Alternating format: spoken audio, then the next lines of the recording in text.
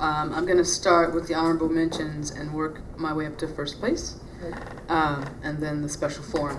And first things first, there's a couple rules that I have when I write, which is, does the poem take the risk that it needed to be a good poem? And the other is, does something happen to me? Do I have something that transforms for me when I read it? And so that happened for me for each one of these. And so, okay, so the first honorable mention is Rosemary von Wald for a picture. Knowing the actual event, but simply encapsulating that one moment, encapsulating that moment was incredible for me. And for some reason I identified with what was happening. I wanted to know. I had the same question that she had. I must know. That last 3 words, I must know. I wanted what she wanted by the time that poem was done. So, Rosemary.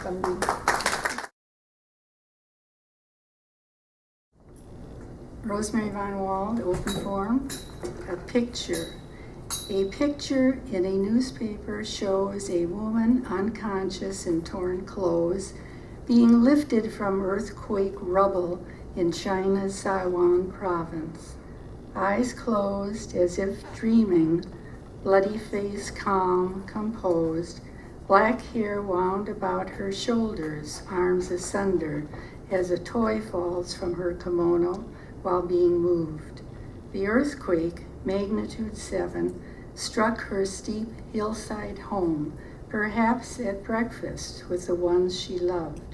Where are her children now? Is she dreaming dreams of them? Is she breathing? I must know.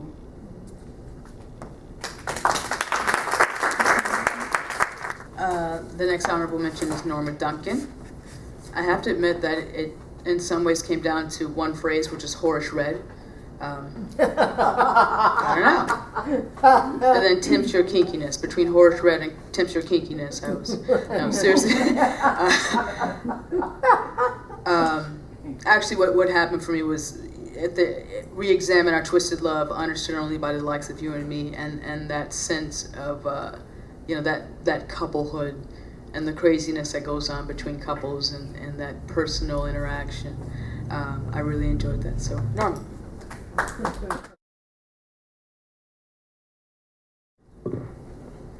Norma Duncan, love. I stare at you, wondering, love tonight? Kiss my lips if you dare. Tonight, my lipstick color, Horace red, tempts your kinkiness, this I know. Our lifestyles leave a stain of misery on each other's hearts. Seated next to you on a park bench, I throw breadcrumbs loosely, the way you threw your love at me. You cannot stare me down. My love occupies an empty space in your heart, your mind. Shall we make this journey of love together? So in need of each other. Let's start over, re-examine our twisted love, understood only by the likes of you and me.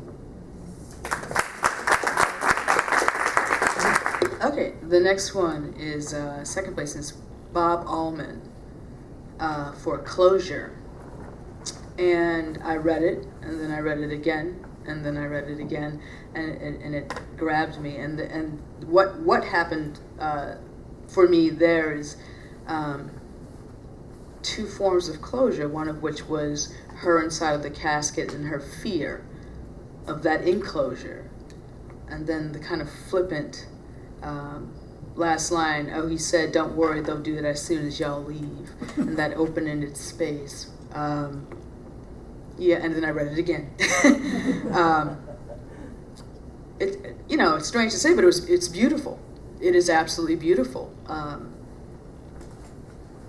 And I just enjoyed it. I think it's pretty much that simple. It's a beautifully written poem, and I really, really enjoyed reading it. So.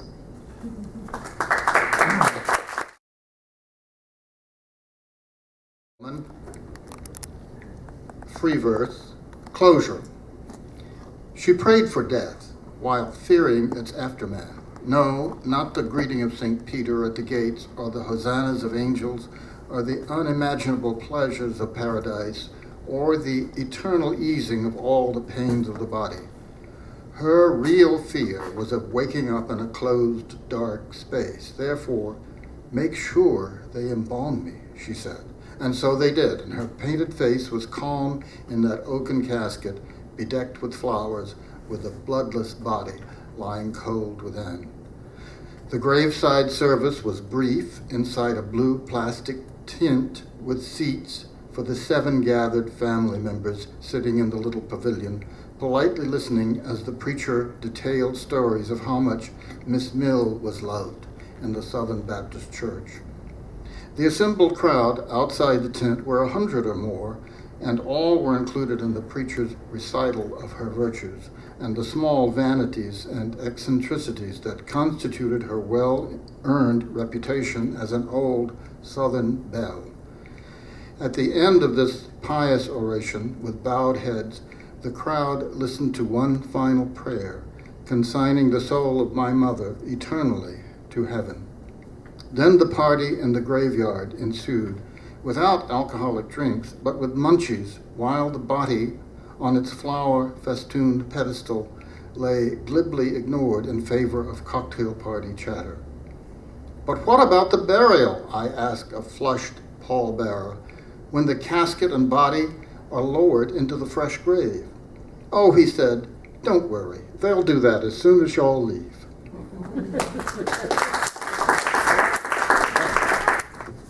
And then, last but not least, Cindy Bowden for the event. And again, I read it, and I read it again, and I read it again, and I saw it coming at me. The longer I read it, the more I saw it coming at me. I saw that hurricane coming at me. Tornado. And it had the appropriate amount of fear and fright and all these other things that I think make for writing. And that it was abstract, that it took me a second to grasp it. And once I did, I got, the full weight of the emotion came through. So, Cindy.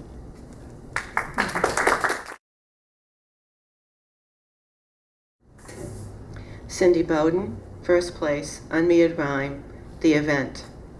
It came thundering like a train across the plain, O demon spawn, born from the dawn of a sky once blue, turning black, unable to track where it would go, when it would slow.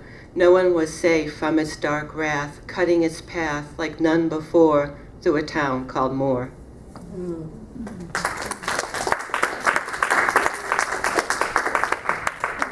The special form, the ballad. The special form, I guess it's ballad because of the E on there. Mm-hmm. Oh, okay, it's supposed to ballad. Okay.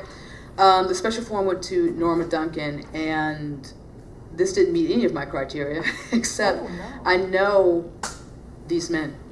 Oh. I know these men, and I've seen these men, and I've seen those men drink, and that was a great snapshot of it, so thanks.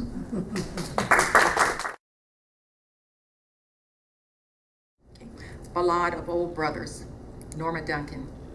When men gather early each day, they will discuss joys of boyhood. Their laughs never describe dismay. Taste the moonshine, think of the good. Dare they forget life in the hood?